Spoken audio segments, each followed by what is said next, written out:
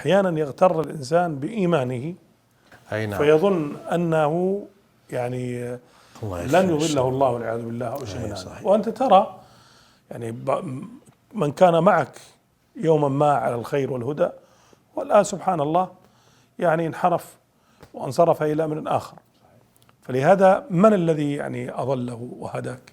الله، إلا الله سبحانه وتعالى. ولهذا ذكر المشيئة مرة بعد مرة، إلا أن يشاء الله وما تشاءون إن شاء الله، وربط المشيئة به سبحانه وتعالى، هذا يجعل العبد المسلم متعلق بالله، يتعلق قلبه بالله ويكثر دعاء الله الثبات.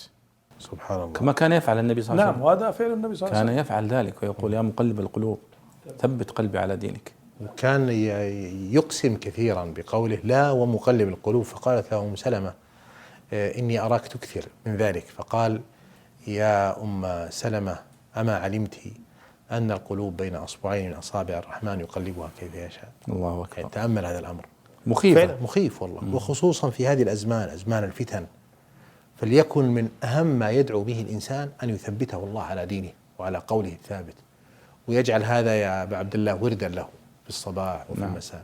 والله رأينا جبال في العلم والهدى والعمل في لحظة من اللحظات أصابهم الزيغ ففتنوا.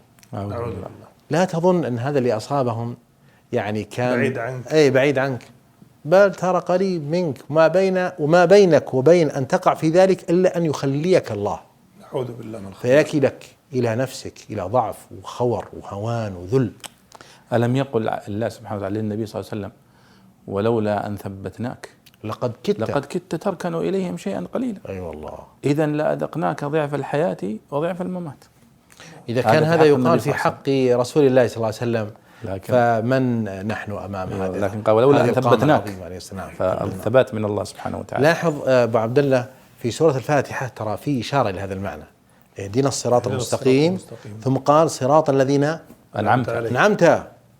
النعمة منه، وهذه الهداية منه محضة منه، ليس لك فيها شيء. صح.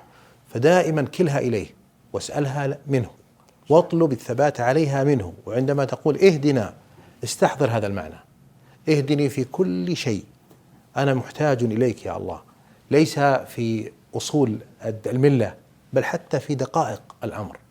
اليوم أنت فاهم جزء من الفاتحة بس ما فهمت الباقي، لابد تهدى إليه. اليوم أنت نشيط على العبادة، غدا تتراخى، لابد أن تهدى، ثم تدعو، ثم تصبر، كل ذلك من الهداية، ثم تثبت على هذه الهداية. نسأل الله الثبات.